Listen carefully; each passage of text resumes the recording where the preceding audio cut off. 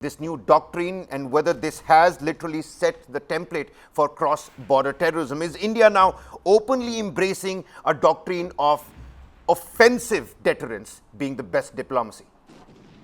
Yeah, I totally agree with you. It is a more assertive and proactive approach to national security, wherein we are emphasizing strength, decisiveness, and use of force in dealing with any threats, whether conventional or non-conventional, that includes terrorism. Like very well brought out during your briefing, that you said decisive retaliation is the first key point. We reserve the right and terms and condition and the choice of time, place, and the method of striking. That's a very proactive approach. Till now, we have been in a reactive mode, wherein we have shown strategic restraint, strategic patience, and now we are moving to a more proactive approach, muscular approach towards dealing with retaliation. We'll not retaliate, we'll act now. It'll be proactive. Second, we are coming to the zero tolerance to any nuclear threat. Till now, Pakistan is having two strategic weapons in his hand. One is a terror, one is a nuclear bogey.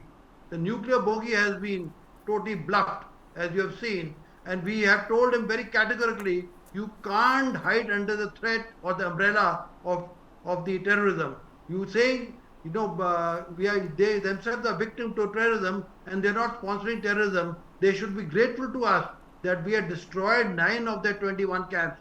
And the third thing, which is very, very important, they are saying no distinction between terrorists and their handlers or the sponsors. Whoever's financing them, harboring them, indoctrinating them, and using it as a strategic weapon to harm innocent civilians will not be accepted. The state and the non-state actor from where it is coming will be treated as one unit and punished in a similar manner.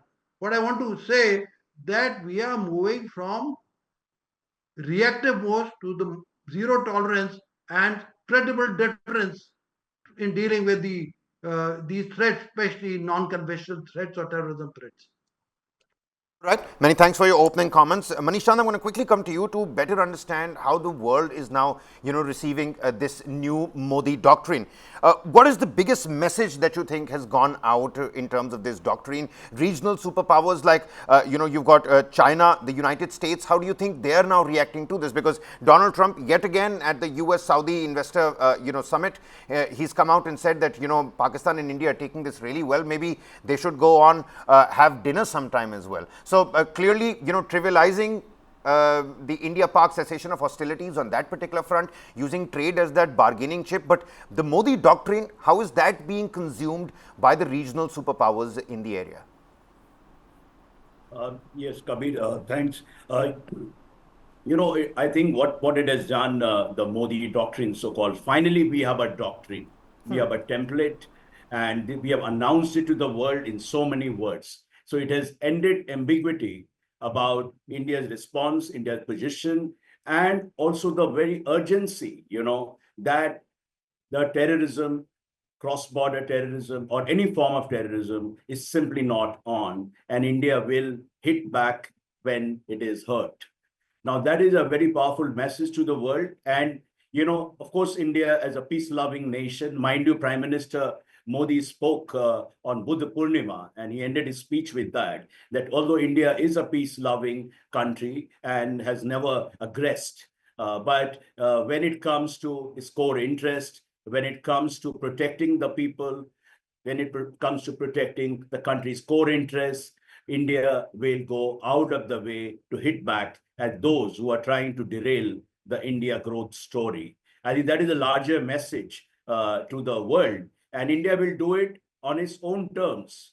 That is very important. When you talk about the global reaction, by and large, if you look at it, there is a sort of grudging admiration for India. First of all, the world never expected this kind of precise, pointed, and muscular response to Pakistan-sponsored terrorism, and at the same time, Pakistan's duplicity, doublespeak, and this habit of equivocation which it has mastered.